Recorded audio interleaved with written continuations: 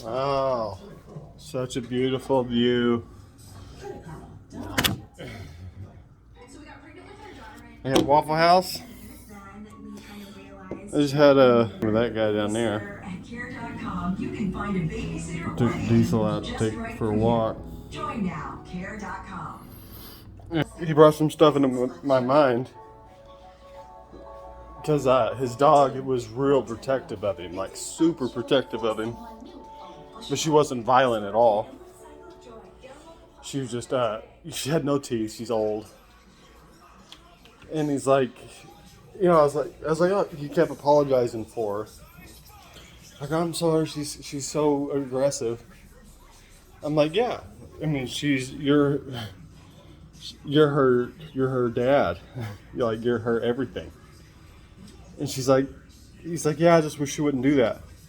It's like, yeah, I understand, but you understand you're in a compromised position. And he kind of gets upset. I was like, look, I get it. I get that people that are in a wheelchair or crippled of some sort don't like hearing that they are. But the truth is the truth, right? You're in a wheelchair. Why would you pretend like that's like your feelings about being in a wheelchair changes that you're in a wheelchair?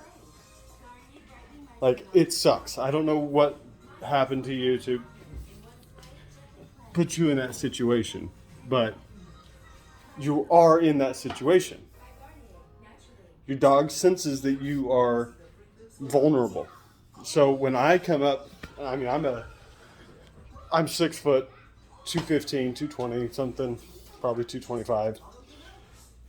And I go to put my hand out to shake her hand, and she lunges at me and barks at me, and I'm like, oh yeah, that was stupid of me. I obviously should have. You had a dog sitting there. I knew better than to reach my hand out. And she said, oh no, I'm so sorry. I'm so sorry. I was like, don't be sorry. She's protected you. You should be proud. She's like, yeah, I just wish she wouldn't do that. I wish she'd realize I could take care of myself. I was like, you can't. You can't. If I walked up to you and wanted to take advantage of you because of whatever crappy reason, I wanted to rob you or hurt you, there would be nothing you could do. And he's like, well, I mean, I'm in a wheelchair. I'm not an invalid. It's like, except for that's kind of the definition of invalid. You cannot protect yourself. And he just didn't want to hear that. And I just don't understand that mentality. You got to be able to accept reality. I don't think you're a less valuable human. I don't think that you are,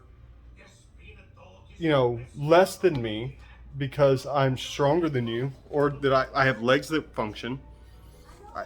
I don't know why people feel the need to defend themselves when they think someone's attacking. I don't know. I don't even know. It doesn't even make sense to me. But maybe that's because I'm capable, right? I can walk. I can run if I want to.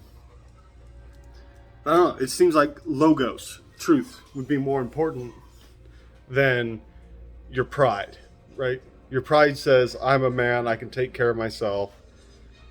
That I don't need my dog to, bark at people and try to run people off. It's like, but you should be glad she's there, because that's one step. That's one layer of protection that you wouldn't have if you didn't have the dog. It's like, when she does that, it's like, if I were you, I'd pet her. Say, good girl, thank you. Don't chastise her for protecting you because she senses that you're in a vulnerable position. I don't know. I was just thinking about that because, I mean, how many times do we all do that kind of stuff where we're very reactionary humans? People are very reactionary.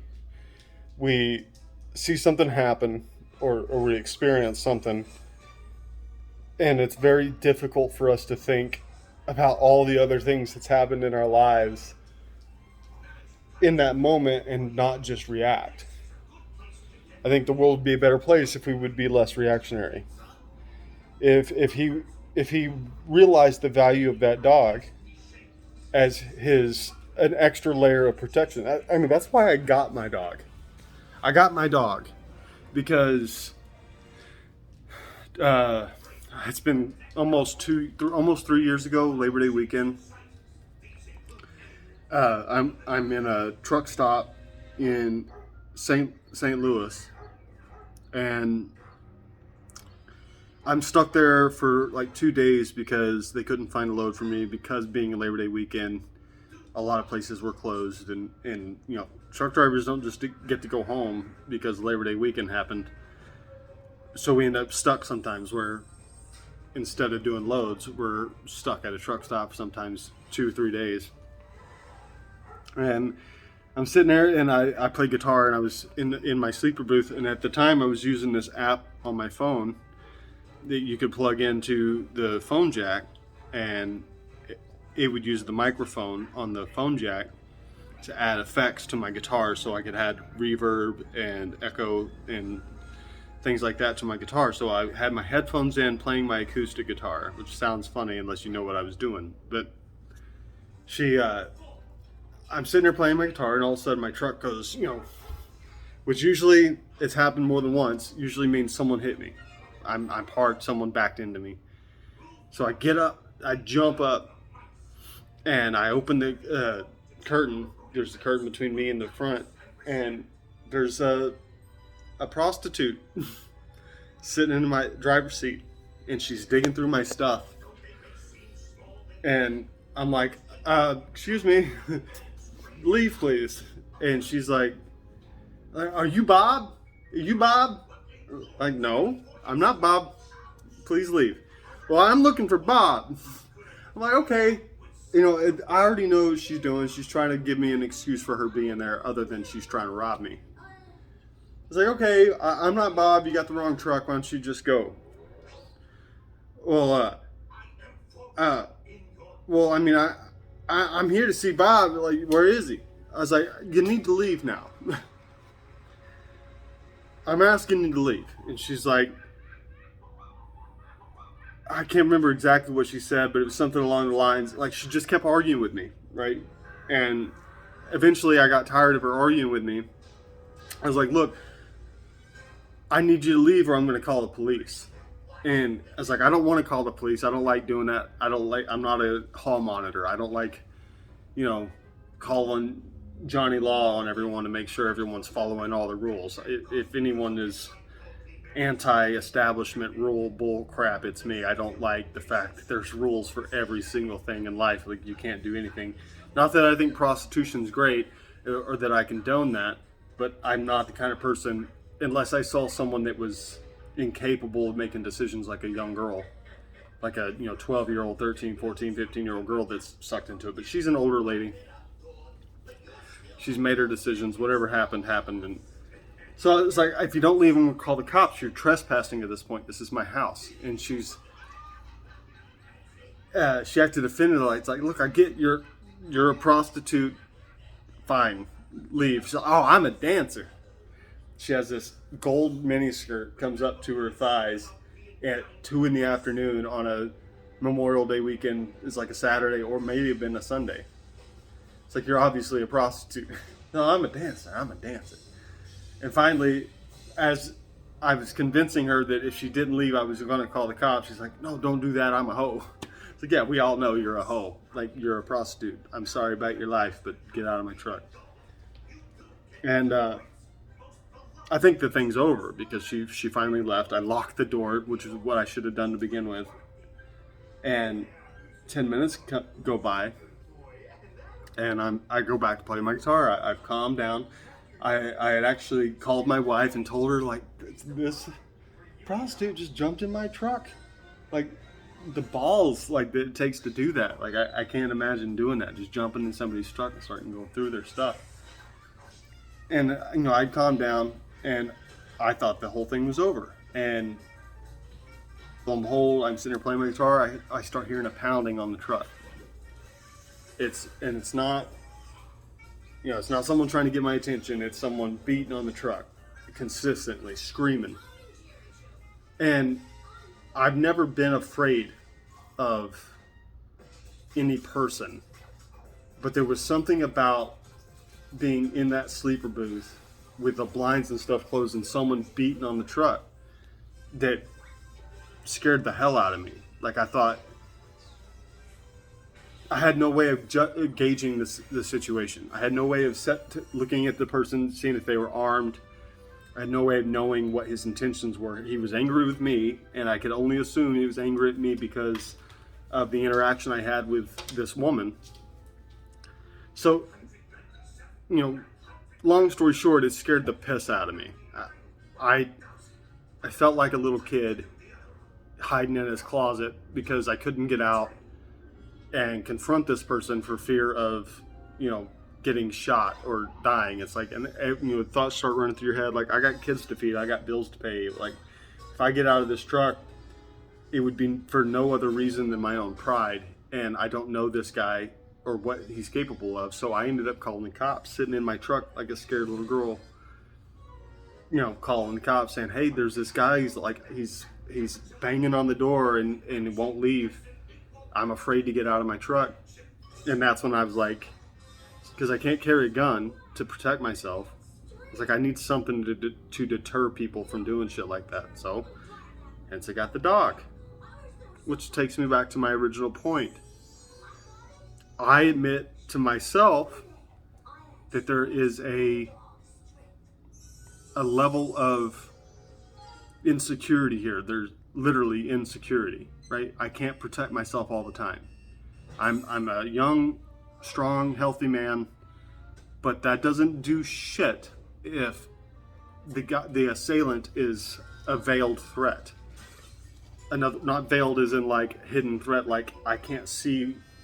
Well, yeah, literally hidden threat. I can't see what threat he poses.